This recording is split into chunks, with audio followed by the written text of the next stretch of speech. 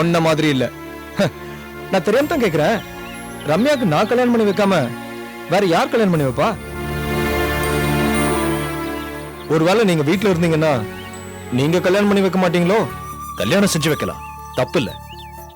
ஆனா யார் யார் கூட? உன்னை ஜெயிலுக்கு அனுப்பிச்சவன் அவன் பையனுக்கா கட்டி வைக்கிறது? கட்டின பொண்டாட்டிக்கு துரோகம் செய்யலாம், ஆனா கட்டின பொண்டாட்டியோட தங்கச்சி மேல மட்டும் கரிசனமோ? டேய் உளராதரா, எதுக்கு எதை முடிச்சு போடுற? சீனிவாசன் நம்ம வீட்டுக்குள்ள நுழையிறது அப்பாவுக்கே நல்லது இல்ல, அதை புரிஞ்சுக்கோ. சீனிவாசன் காரியம் இல்லாம அபிராமியோட உதவியோட நம்ம வீட்டுக்குள்ள நுழையல. டேய், நமக்குள்ள 1000 கருத்து வேறுபாடுகள் இருக்கலாம், ஆனா நம்ம குடும்பத்தோட நன்மை பாதுகாப்பு இத முக்கியமா நினைச்சு சொல்றேன்.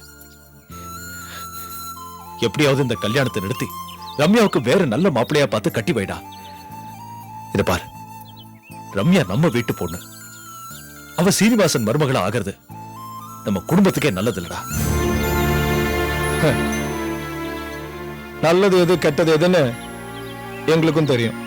மண்ணாங்கட்டி. டேய் மடையா, நீ அபிராமி சொல்றது எல்லாத்தையுமே கேளுடா, நான் வேண்டான்னு சொல்ல. ஆனா இந்த சம்பந்தம் மட்டும் வேணாண்டா பிளீஸ். அப்பாவை பொறுத்த வரைக்கும் நீங்க 3வது மனுஷன். அப்பா ஆசைப்பட்டு செய்யறத 3வது மனுஷன் தடுக்கிறது நான் விரும்ப மாட்டேன். என்னை பொறுத்த வரைக்கும் இந்த கல்யாணம் நடக்கும், நடத்தி காட்டுவேன். கார்த்திக்,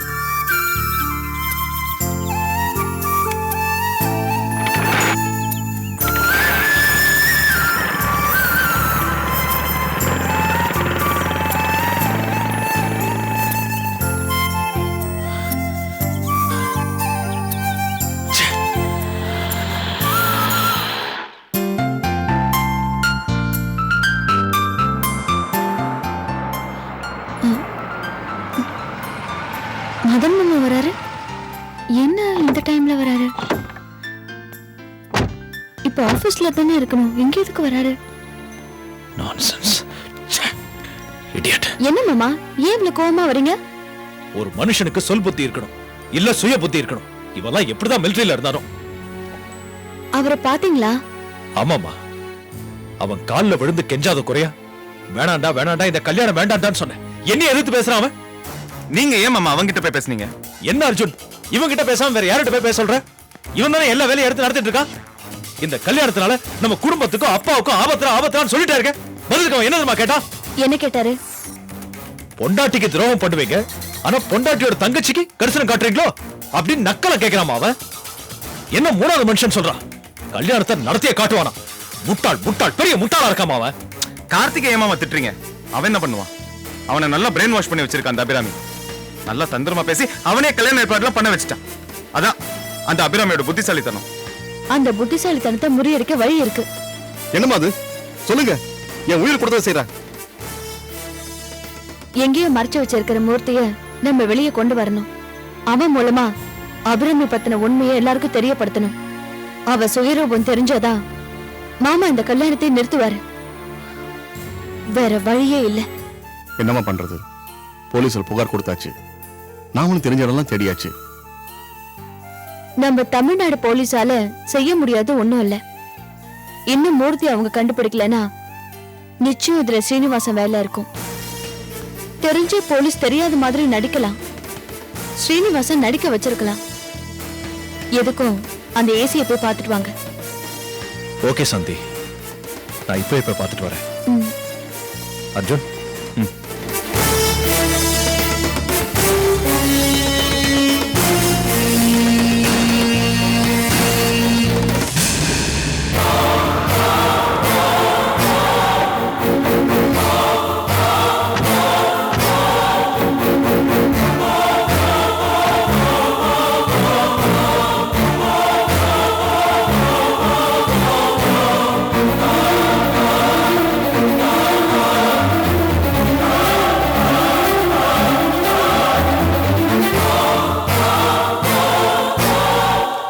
உட்காருங்க.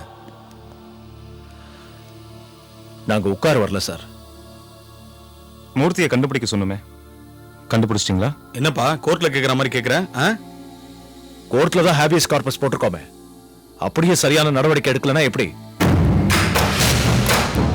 எப்ப கண்டுபிடிப்பீங்க? சிட்டியில தினமும் 10 பேர் காணாம போறாங்க. ஏன் லிமிட்ல தினமும் 2 ஆம்பளைங்க 2 பொம்பளைங்க காணாம போறாங்க.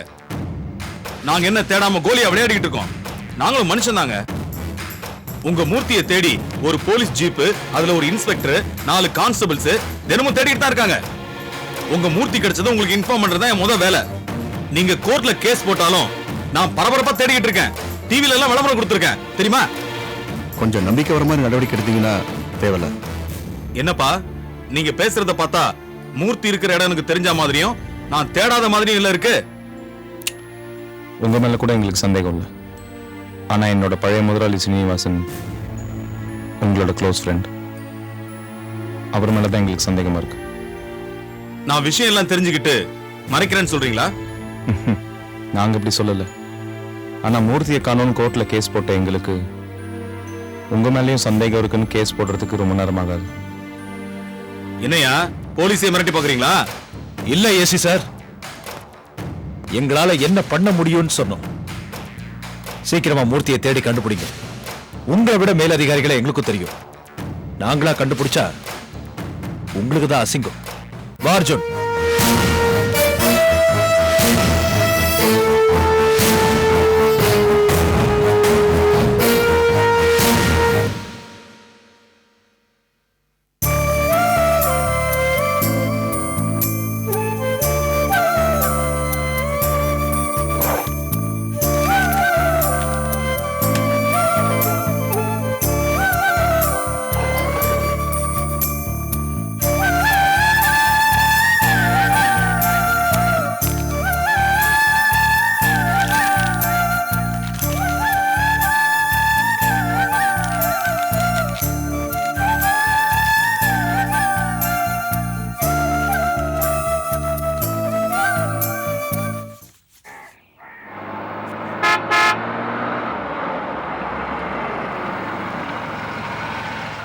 யாரு பாருமா.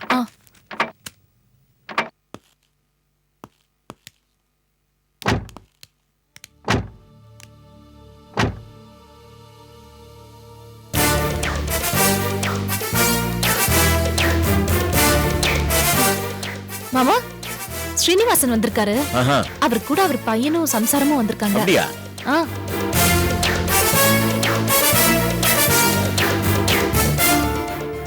வாப்பா சீனு, வெல்கம் வெல்கம். வாங்கம்மா, வாப்பா உள்ள வா. வாங்க. Come on, sit down.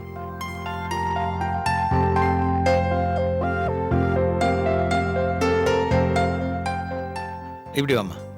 உட்காருங்கம்மா. உட்காருப்பா. What a pleasant surprise. என்ன திடீர்னு குடும்பத்தோட விஜயம்? ஒண்ணு இல்ல அங்கிள். கல்யாணம் நடந்து முடியற வரைக்கும் அப்பாக்கு ஏகப்பட்ட டென்ஷன். அப்படியா? ஏன்? நிறைய வேலைங்க இருக்கும். நீங்க தனியா செஞ்சு கஷ்டப்படுவீங்களே, நம்மளும் ஃபேமிலியோட போய் ஹெல்ப் பண்ணலாம் தான். பரவாயில்ல, ரம்யா கொடுத்து வச்சவதான். இப்படிதான் ஏதாவது சொல்லிக்கிட்டு இருப்பான். சும்மா அந்த கவலையும் உங்களுக்கு வேண்டாம். அண்ணியோட தங்கச்சி எங்க வீட்டு பொண்ணு தான். அப்பா சொன்ன மாதிரி எல்லா காரியங்களும் கரெக்டா நடக்கும். அது தெரியும் தம்பி. இருந்தாலும் மனசு கேட்கல இருக்கே. நிச்சயதார்த்தத்தையே ஜாம் ஜாம்னு கல்யாணம் மாதிரி நடத்தணும்னு ஆசைப்பட்டுக்கிட்டு இருந்தேன். பையன் என்னடான்னா பந்தல்லையே பரிசம் பண்ணிக்கலான்னு சொல்லிட்டான். எனக்கு என்ன பண்றதுன்னு தெரியல. அதான் என் ஃபேமிலி ஜோசியர்கிட்ட போய் கேட்டேன். ஜோசியர் என்ன சொன்னாரு? தம்பி விருப்பப்படியே செஞ்சிடலாம், இருந்தாலும் இன்னைக்கு நாள் நல்லா இருக்கு, சும்மா வீட்டுக்கு போய் ஒரு தட்டுல வெத்தலை பாக்கு பழம்லாம் வச்சு மாத்திக்கங்கன்னாரு. அவர் பேச்ச தட்ட முடியுமா? அதான் உடனே கிளம்பி வந்துட்டோம். எடு.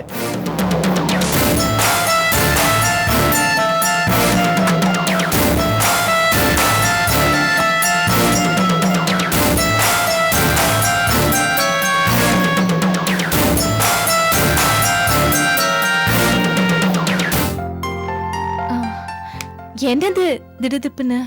என்னங்க நல்ல விஷயம். ஜோசியரை நேர நாள்லாம் குறிச்சு கொடுத்துட்டாரு. என்னத்துக்கு தள்ளி போடணும்? உங்க தங்கச்சியை கூப்பிடுங்க, பொண்ணு மாப்பிள்ள முன்னாலே தட்டை மாத்திக்குவோம். என்னப்பா? அப்பா கேளுங்க. சரி கேக்குறேன். என்ன இருக்கே இதுல நான் சொல்ல என்ன இருக்கு? ஏற்கனவே முடிவு பண்ண விஷயம் தானே, இது சும்மா ஃபார்மாலிட்டி தானேம்மா. கூப்பிடு ரம்யாவை. ரம்யா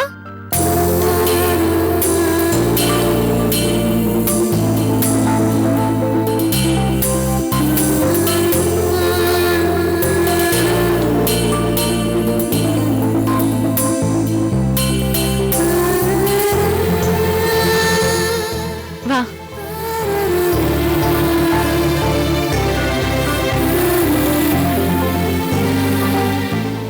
இப்படி திடீர்னு வந்து கேட்கிறேன்னு தப்பா எடுத்துக்காத ரம்யா. உனக்கு என் பையன் கௌதம கட்டிக்கிறதுல சம்மதமா?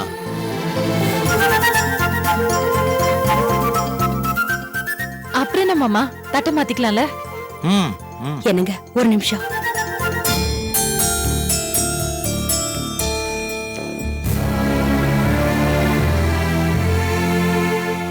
அம்மா வாங்கம்மா, வீட்டுக்கு பெரியவங்க நீங்க, வந்து தட்டை மாத்திக்குங்க. நான் வரலம்மா.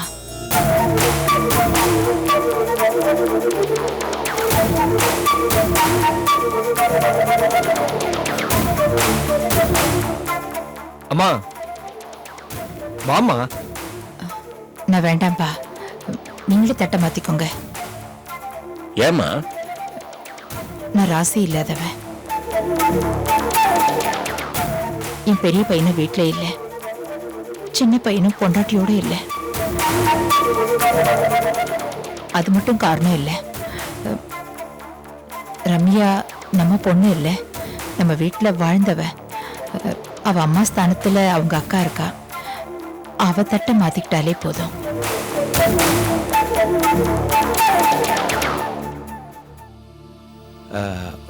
ஆர்கே, உங்க மிஸ்ஸஸ் சொல்றதுலயும் ஒரு லாஜிக் இருக்கு. சென்டிமெண்டா அவங்க அப்படி ஃபீல் பண்றாங்க. எதுக்கு நானும் அபிராமியும் தட்டு மாத்திக்கிறோமே, என்ன சொல்றீங்க?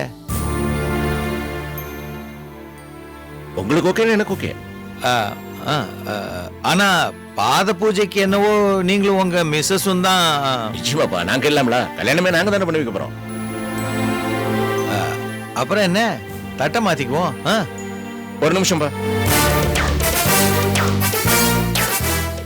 சீனிவாசன், நான் ஒரு விஷயத்தை கிளியரா சொல்லிடுறேன்.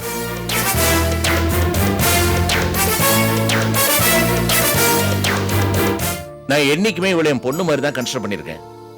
என் பொண்ணோட கல்யாணத்தை எவ்வளவு விமர்சையா பண்ணணும், அதே மாதிரி இவ கல்யாணத்தையும் விமர்சையா பண்றதா நினைச்சிட்டு இருக்கிறேன். உன் பையனோட கல்யாணம் நிச்சயமா உன் மனசுல சில டிமாண்ட்ஸ் இருக்கும், தயக்கம் இல்லாம சொல்லு. என்னது இதா இருக்கே? நீ கொடுக்க போற காசு பணத்துக்காகவோ இல்ல செய்ய போற சீர்சனத்துக்காகவோவா இந்த திருமணத்துக்கு நான் ஒத்துக்கிட்டு இருக்கேன்? எனக்கு இதுல தேவை உன்னுடைய நட்பு, நம்மளுடைய பழைய நட்பு. அது ஒன்னதான் எதிர்பார்த்துக்கிட்டு இருக்கேன். அதை கொடு, எனக்கு போதும். அதெல்லாம் சரிதான்ப்பா, இருந்தாலும் சம்பிரதாயம் ஒண்ணு இருக்குல்ல. எங்க வீட்டு பொண்ணை நான் வெறுங்கையோட அனுப்ப முடியுமா? சரியா இருக்கே, அவளுக்கு நீ என்ன விரும்புறியோ அதை செஞ்சு அனுப்பு. எனக்கு ஒரு விருப்பம் இருக்கு.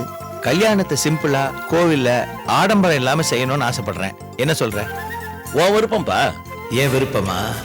உன் பிசினஸ் மொத்தமும் எனக்கு சொந்தமாகணும்னு ஆசைப்படுறேன். அப்பா, நல்ல நேரம் முடியறதுக்குள்ள தட்டை மாத்திக்கலாமே. ஆமாப்பா, ப்ளீஸ்.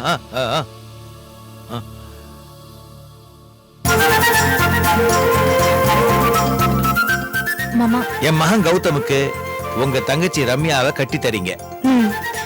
இனிமே அவ உங்க வீட்டு மருமக.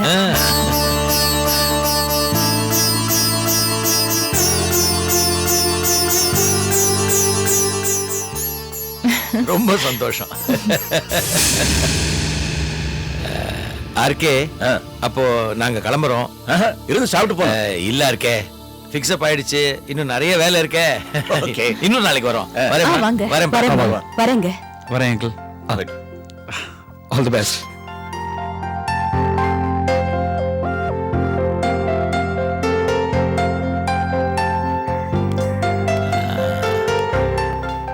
அப்ப வரேன் இருக்கே. இத்தனை நாள் ஃப்ரெண்ட்ஸா இருந்தோம், சம்பந்தியாக போறோம். God's will. வரேம்மா. Okay okay uncle, bye. Right பா. வரேங்க, வரேம்மா.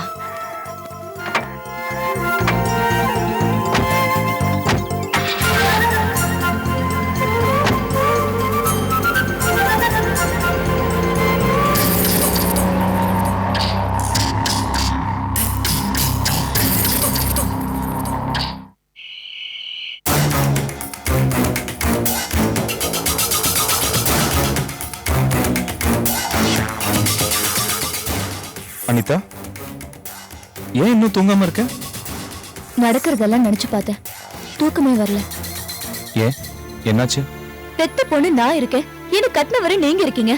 நம்ம கிட்ட ஒரு வார்த்தை கூட சொல்லாம எங்க அப்பா ஸ்ரீனிவாச 2 பேருமே தாம்பூல தட்டு மாத்திட்டு இருக்காங்க. ரம்யாவுக்கும் கௌதம்க்கும் பாதி கல்யாணம் முடிஞ்சு போச்சு. உனக்கு எப்படி தெரியும்? எங்க அம்மா தான் எனக்கு ஃபோன் பண்ணி சொன்னாங்க. அந்த அபிராமி என்னதான் ஒதுக்குவான்னு நினைச்சேன். உன்னையும் ஒதுக்கிட்டாளா? சபாஷ். வீட்டுக்கு வாழ வந்தவ வீட்டுல பிறந்தவளுக்கு காட்டுற மரியாதை தானா? எனக்கு அதை பத்தி கவலை இல்லைங்க. ரம்யாவும் நானும் நல்ல ஃப்ரெண்ட்ஸ். அவளுக்கு கல்யாணம்னா எனக்கு சந்தோஷம். ஆனா அவ கல்யாணம் பண்ணிக்க போற இடம் நல்ல இடம் இல்லையே. என் புருஷனை அவமானப்படுத்தின அந்த ஸ்ரீனிவாசனோட சம்பந்தம் எனக்கு பிடிக்கல. அனிதா, உங்க அண்ணி ஒரு முடிவெடுத்தா அதை யார் மாத்த போறாங்க? ஏன் உங்க அப்பா மட்டும் என்ன எதுவும் பேச போறது இல்ல.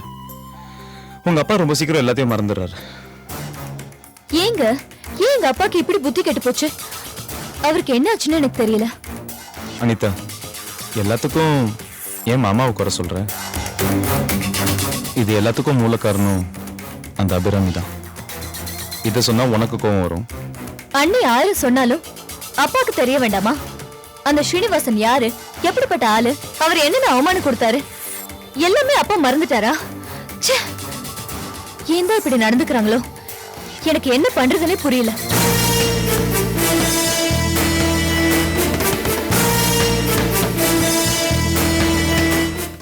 காணாமல் போனவர்கள் பற்றிய அறிவிப்பு. கவிதா, வயது 18, சிகப்பு நிறம், உயரம் 5 அடி, ஒல்லியான தேகம். காணாமல் போன அன்று இவர் சிகப்பு நிற சுடிதார் அணிந்திருந்தார். ஏழுமலை, வயது 35, மாநிறம், உயரம் 4 அடி 5 அங்குலம். கடந்த 1 வார காலமாக இவரை காணவில்லை. இவர்களை பற்றிய விவரங்கள் தெரிந்தால் தொடர்பு கொள்ள வேண்டிய முகவரி காவல்துறை கட்டுப்பாட்டு அறை, எழும்பூர், சென்னை 8. அர்ச்சனா, வயது 8, இவரை 2 தினங்களாக காணவில்லை. காணாமல் போன அன்று மஞ்சள் நிற ஃப்ராக் அணிந்திருந்தார். விநாயகமூர்த்தி, வயது 55, மாநிலம், உயரம் 5 அடி 5 அங்குலம். கடந்த சில தினங்களாக இவரை காணவில்லை. இவர்கள் பற்றிய விவரங்கள் தெரிந்தால் தொடர்பு கொள்ள வேண்டிய முகவரி காவல்துறை கட்டுப்பாட்டு அறை, எழும்பூர், சென்னை 8.